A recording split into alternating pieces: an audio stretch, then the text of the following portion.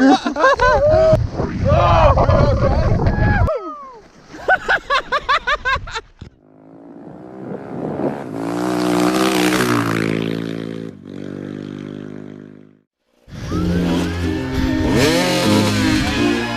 time on Races to Places, Lyndon completed the roof of Africa.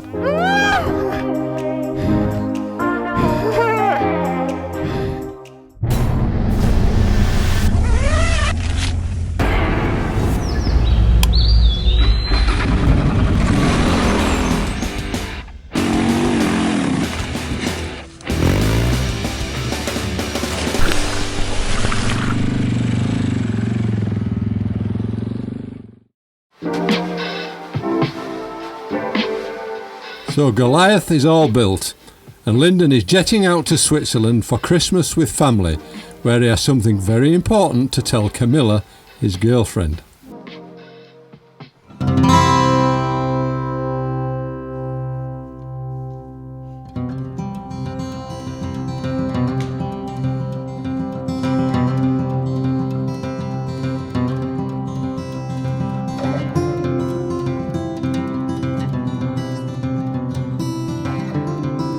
As for the holiday in Switzerland, what can I say? I didn't think at 67-year-old I'd be going sledging. But hey, we had a ball as a family. What a great time we had together. Janet and I just loved the snow. And what a question Lyndon put to Camilla. And she accepted. Brilliant.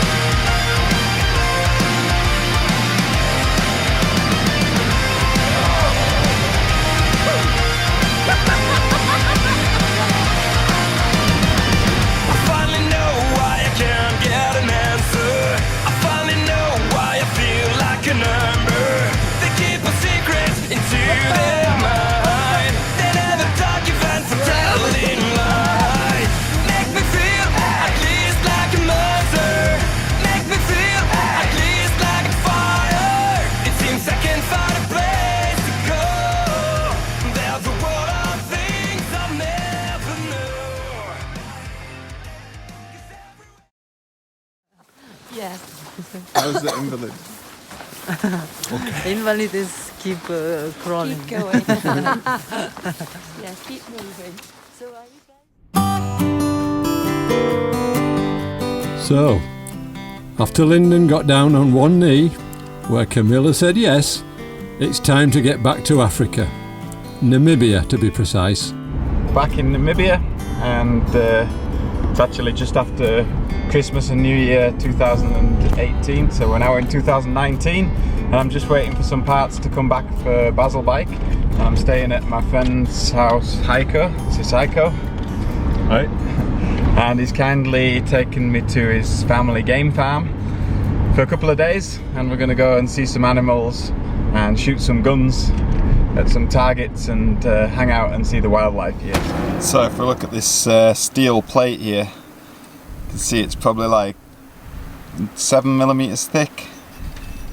This is a pistol shot on the metal plate. This is a rifle shot right through it.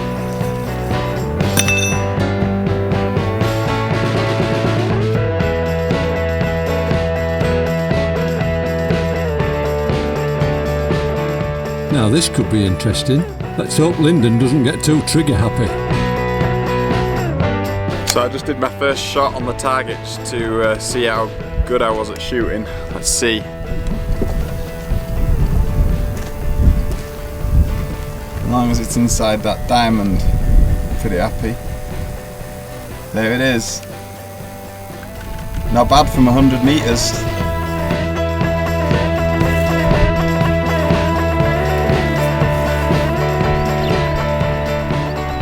So we just found this dead eland here, lying on the ground. And in this area, it's known to have leopards. and leopards eat anything. Like they'll eat it even if it's rotten. Oh, smell. Whew.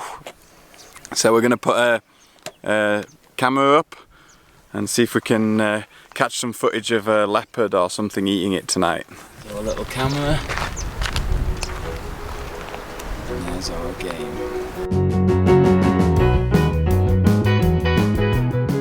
Oh, now this looks good. Night vision camera. Let's hope this catches the leopard. So, Lyndon's now going to draw his route through Namibia. Of Namibia. This is the north, this is the south, and this is the west coast.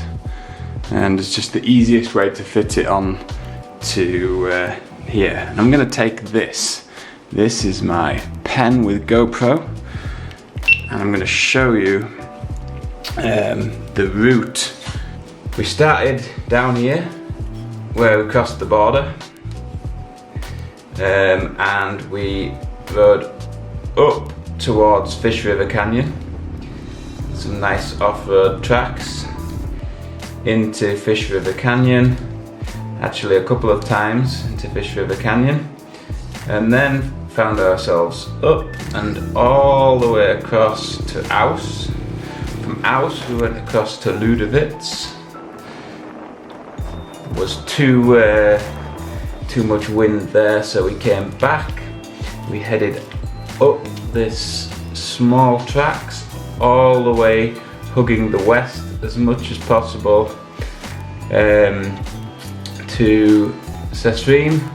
From Sesrim headed up north, and again just kept hugging the west all the way across over to Walvis Bay, and this is where we went to the big dunes, so big dune there. And then we headed up to Swakopmund, got sick in Swakopmund, stayed a couple of days, headed up, and this is where it started to get interesting now. So from this point forward is the good stuff. So we went up this riverbed here, which is the Omaruru riverbed, and then crossed to Uis to get fuel. From Uis, it was very interesting, went to the White Lady Lodge, cut all through this nice little off-road riverbeds and tracks, until we got to Palmwag up here. So we went up to Palmwag, which is where I managed to get some fuel. Did some cutting through some tracks here. Ultimately we ended up at Sesfontein. Then we cut down the Huanib riverbed. Lots of wildlife in these riverbeds here. From Huanib we cut up towards Puros. Got stuck there because there was no fuel, so if that was a fuel pump, no fuel. Then went up this riverbed, which is the Horuseb, into the Kumib riverbed to Orapumbe, where I managed to get a splash more. Then it got interesting. We cut all the way up here, really small tracks up to Marians Fluss. But then we cut through Marians Fluss Pass and all the way up to the very northern border here. So when we reached the northern border all the way up here, we came back down a different track. This is where we cut through Van Sales Pass, then across here, no roads, over to Okangwati, all the way up to Apupu Falls. From Apupu Falls, which was awesome, we then cut across the northern border and back down to Apua, where we managed to get fuel.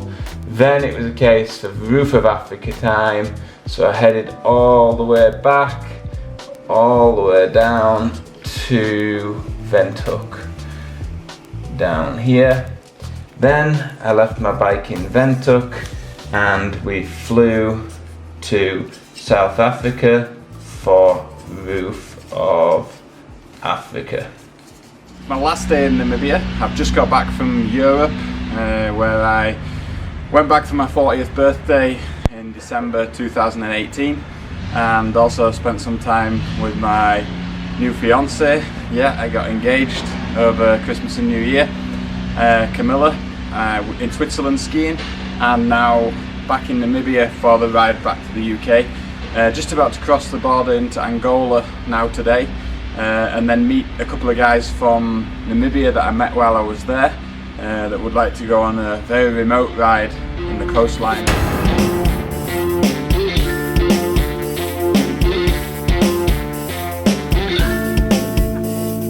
Cheers! And now it's time for some customs as we head into Angola. Every border crossing is different, so let's see how this goes.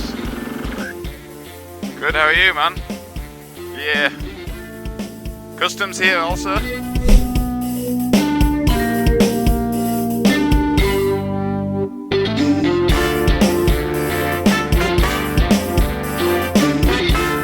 Well, it seems at the border crossings you just never know whether it's going to be fast or a slow process.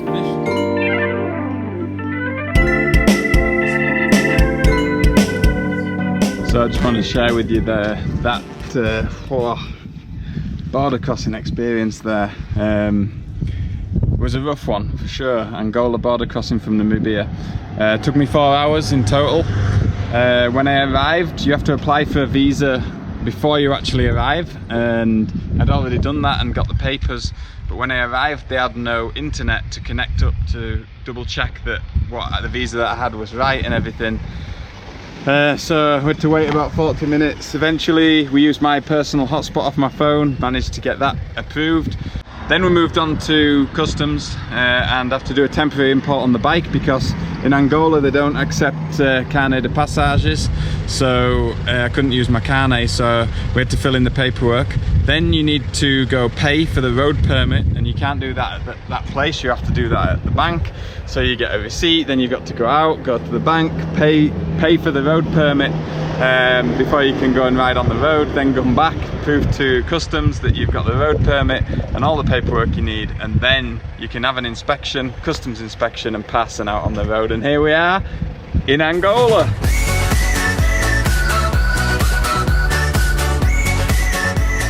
See you later, border. Finally made it into Angola with all the paperwork we need, the permit for the bike and everything. So, whew, what a chore that was. So it started at 9 o'clock and it's now 1:45, so almost 4 hours. So now the job is, you'll hear everyone shouting. They're all trying to change money, because the only decent way to get money, if you get it from the bank, the rate is very poor, like 15, 16 or something. If you buy it on the street, then you can get a much better rate. It's more like 27, 28. But there's so many people trying to sell the money to make a little bit of money. It's hard to find the right person. So I found this guy at the border, this guy in the green car in front of me called, and he actually offered me the best rate of 28, and he's a good guy, and I'm going to go with him to get some money. So there's a fuel shortage, so everyone's just like filling containers. Check this out.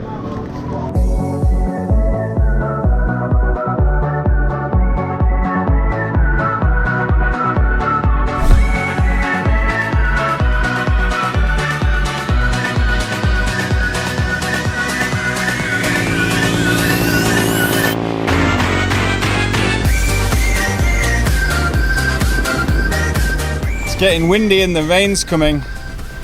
I just want to show you the setup on the bike. I've just been and collected 20 litres of fuel from the border post. There's no gas stations at this part of the world in the south of Angola. So I've collected 20 litres and I've managed to strap it on the bike like this. A 10 litre on both sides, and it seems to be staying in place very well. Just done quite a bit of off-road. It's lovely, look. Next time on Races to Places, it's time to get the duct tape out for some repairs.